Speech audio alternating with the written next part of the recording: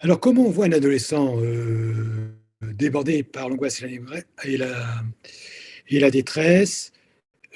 Comment on l'aborde?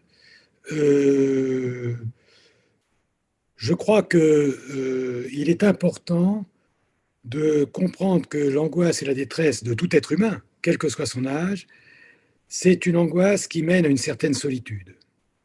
C'est-à-dire, on ne s'en sort plus par soi-même. On a besoin des autres. Euh, et que le paradoxe, c'est que quand on est dans une situation d'angoisse et de détresse, on a du mal à demander de l'aide. On est pris dans un cercle vicieux, on est angoissé, on transmet cette angoisse parce que ces émotions se transmettent à l'autre, y compris à l'adulte, et l'adulte, qu'il soit les parents, qu'il soit la famille, ou qu'il soit les enseignants, ou qu'il soit les éducateurs, eh bien, bien évidemment, ils ont à gérer cette angoisse, gérer cette détresse et surtout à jouer un rôle de protection. Et ce rôle de protection, au fond, qu'est-ce qui fait qu'on est moins angoissé ou moins en détresse? C'est qu'on se sent en sécurité. Et que cette sécurité, elle est essentiellement établie par le rapport, évidemment à soi-même, mais par le rapport à l'autre, dans sa présence. La présence est très importante. Dans l'écoute, mais une écoute qui est une écoute authentique. Il ne s'agit pas de prendre le langage des adolescents ou de se déguiser en adolescent.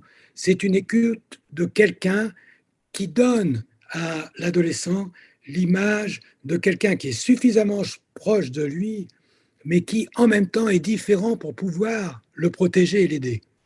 Parce que sinon, l'adolescent, il n'est pas dupe. Surtout quand il est envahi par l'angoisse et la détresse. Il est tout de suite prêt à ne pas prendre l'autre comme quelqu'un qui peut l'aider. Et il est en position, au fond, d'isolement, si ce n'est parfois d'hostilité, de refus ou de fuite. Et qu'à ce moment-là, l'adulte doit assumer une présence. Et une présence, c'est au sens fort du terme.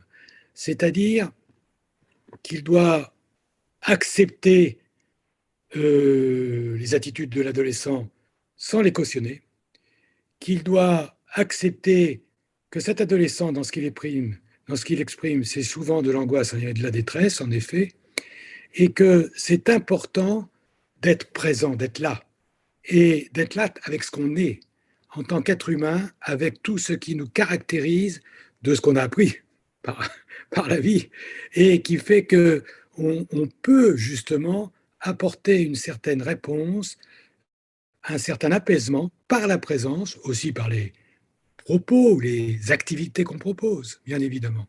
Mais que la présence est capitale. Pour moi, l'adolescent, c'est un garçon ou une fille qui rappelle ce que nous, dans notre domaine de psy, on a comme habitude de rencontrer comme personnes, pas adolescentes, des adultes, qu'on appelle état limite.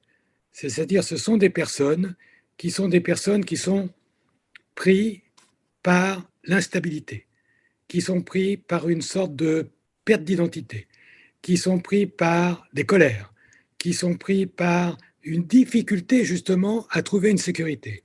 Et ce qui est intéressant, c'est que ces fameuses personnalités limites, comme on dit, sont des sujets qui ont généralement connu des abandons dans la petite enfance. Ce qui montre bien, et c'est confirmé par les études à propos de ces personnalités, que c'est la présence qui est la plus thérapeutique. C'est être là. La meilleure preuve, c'est que quand la personne qui s'occupe d'eux n'est plus là, les équipes connaissent bien ça, eh bien, ils vont faire une bêtise, ils vont plus aller bien. Donc, il faut transmettre, au fond, à l'adolescent qu'il y a quelqu'un d'autre qui va s'occuper d'eux, ou à ces personnalités. Eh bien, c'est pareil pour les adolescents. Alors, évidemment, ce ne sont pas des états limites au sens de la personnalité pathologique telle que les adultes peuvent le présenter, mais ils ont un fonctionnement limite. C'est-à-dire, ils ont un fonctionnement qui fait que cette instabilité, ces colères trop spontanées, cette difficulté de s'identifier vraiment comme quelqu'un qui existe avec suffisamment de confiance en lui, eh bien, ça le caractérise. Et ce qui angoisse ces adolescents, c'est au fond que quelqu'un n'est pas là pour eux. Alors, ils peuvent le provoquer, Et les provocations sont souvent un appel, on va dire préconscient ou inconscient, à ce que l'autre soit là.